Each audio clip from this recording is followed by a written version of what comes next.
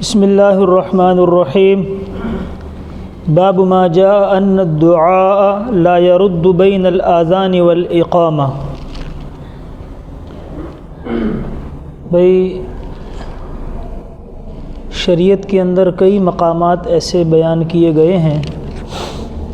جن میں دعا خاص طور پہ قبول ہوتی ہے۔ ویسے تو دعا کے لیے کوئی وقت مقرر نہیں ہے۔ اللہ جل شانہ نے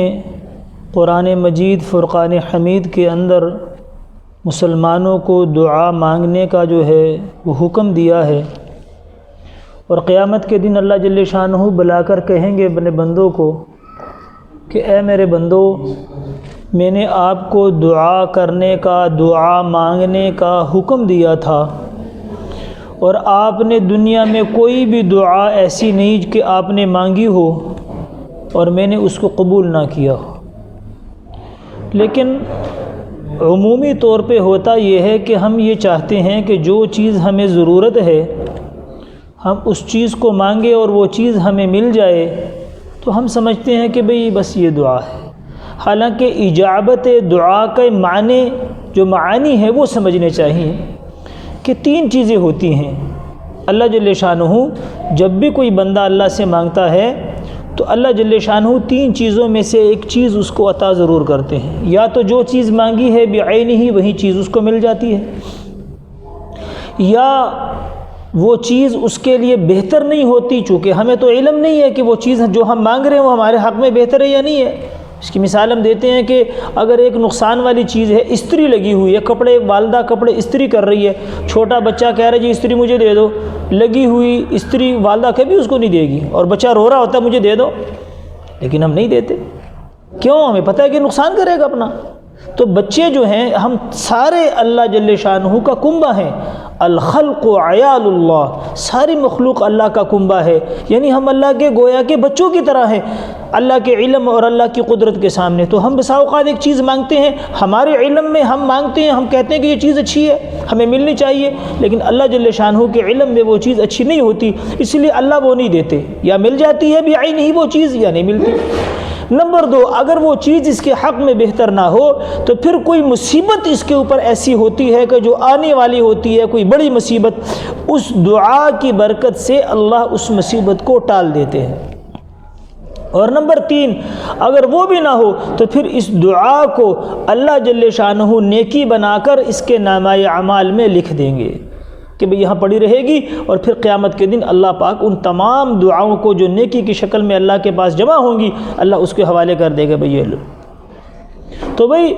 دعا کے تو ویسے کوئی بھی دعا کے لیے کوئی وقت نہیں مقرر، جس وقت مرضی اللہ سے مانگو، اور مانگنا چاہیے اللہ سے، اور اللہ مانگنے سے خوش ہوتے ہیں، نہ مانگنے سے اللہ پاک ناراض ہوتے ہیں۔ لیکن کچھ اوقات ایسے ہیں کہ جس میں خاص طور پہ دعا قبول ہوتی ہے۔ انہی اوقات میں سے امام ترمذی رحمۃ اللہ علیہ نے اس باب کے اندر ایک وقت بیان کیا ہے، وہ وقت ہے آذان اور اقامت کے درمیان،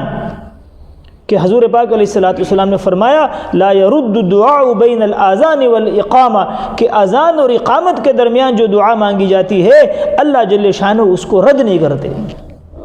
یعنی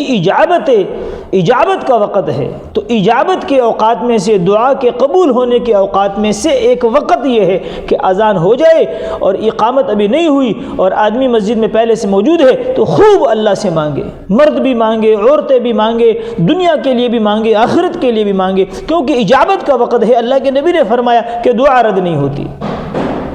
لیکن یہاں پر ایک مسئلہ یہ ہے کہ اب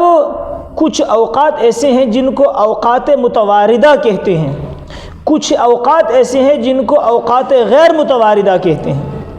تو یہاں پر ایک مسئلہ آپ یاد رکھنا چاہیے، اکثر لوگوں میں اس چیز میں بحث ہو جاتی ہے کہ بھئی اس دعا کے لیے ہاتھ اٹھانے چاہیے، اس دعا کے لیے ہاتھ نہیں اٹھانے چاہیے۔ فقہاء نے بہترین قانون یہاں پر بیان کیا ہے کہ اوقات متواردہ، یعنی جو دعائیں کسی وقت، جیسے بیت الخلاء میں جانے کی دعا ہے، بیت الخلاء سے باہر آنے کی دعا ہے، کھانا کھانے کی دعا ہے، کھانے کے بعد کی دعا ہے، اب یہ اوقات متواردہ ہیں۔ اسی طرح آذان کی دعا ہے، اذان کی دعا ہے، پیچھے آپ نے سنتیں پڑھ لی ہیں کہ اذان مؤذن کی اذان کا جواب دینا اور کیا کرنا، اس کے بعد ایک مرتبہ درود پڑھنا اور پھر دعائے وسیلہ پڑھنا اور پھر کلمہ شہادت پڑھنا اور پھر رضیت باللہ الی آخرہ یہ دعا پڑھنا۔ تو اگر کسی آدمی نے صرف دعائے وسیلہ پڑھنی ہے تو پھر ہاتھ نہ اٹھائے، کیونکہ یہ اوقات متواردہ ہیں، ہاتھ نہ اٹھائے۔ لیکن اگر ایک آدمی نے دعائے وسیلہ بھی پڑھنی ہے، اور چونکہ اللہ کے نبی نے فرمایا لا يرد دعاء بین الاذان والاقامہ کہ اذان اور اقامت کے درمیان دعا رد نہیں ہوتی، اب وہ دعائے وسیلہ کے بعد مزید دعا مانگنا چاہتا ہے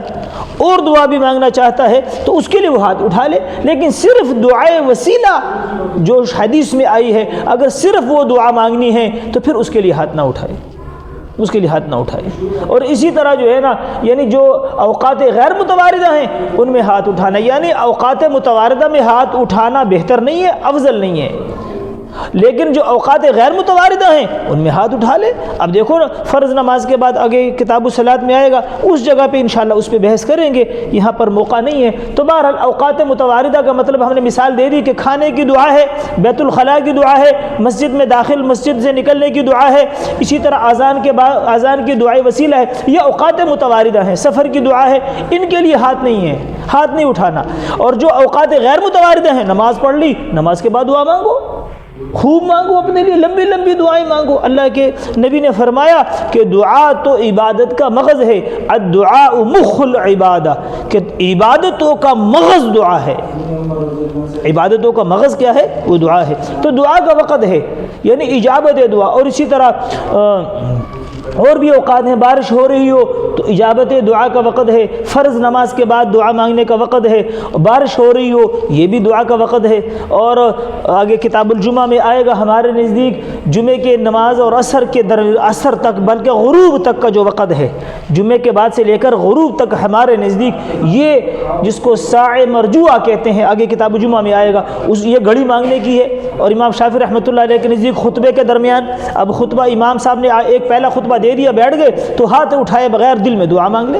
یہ بھی اجابت دعا کا وقت ہے۔ اور اسی طرح مکہ مدینہ میں 15 مقامات ہیں، انشاءاللہ کتاب الحج میں جا کے وہاں پر بتائیں گے، 15 مقامات وہاں پر ہیں ایسے جس میں خاص طور پہ دعائیں قبول ہوتی ہیں۔ لیکن یہ بات میں نے عرض کر دی کہ دعا کا کوئی وقت نہیں ہے، لیکن یہ کچھ اوقات خاص ہیں، خاص اوقات ہیں، ان میں خاص طور پہ دعا قبول ہوتی ہے، تو ان اوقات کو ضائع نہیں کرنا چاہیے۔ فرض نماز کے بعد خاص وقت ہے، انشاءاللہ کتاب الصلاۃ میں فرض کے بعد وہاں پر اس کی تفصیل بیان کریں گے۔ تو یہاں پر امام ترمذی رحمۃ اللہ علیہ اس باب کا خلاصہ یہ بیان کر رہے ہیں کہ اجابت دعا کے اندر چونکہ باب اذان کی بات چل رہی ہے، تو اذان اور اقامت کے درمیان جو وقت ہے یہ بھی اجابت دعا کا وقت ہے، اس میں خوب دعائیں، مرد عورتیں سب کو دعائیں مانگنی چاہیے اور خوب دعا مانگنی چاہیے، بلکہ اذان کے بعد آپ سنتیں پڑھنے کے بعد اقامت تک دعائیں مانگ لو، تلاوت بعد میں کر رہے نا، خوب دعائیں مانگو۔ تو یہ اجابت دعا کے اوقات میں سے ایک وقت یہ بھی ہے۔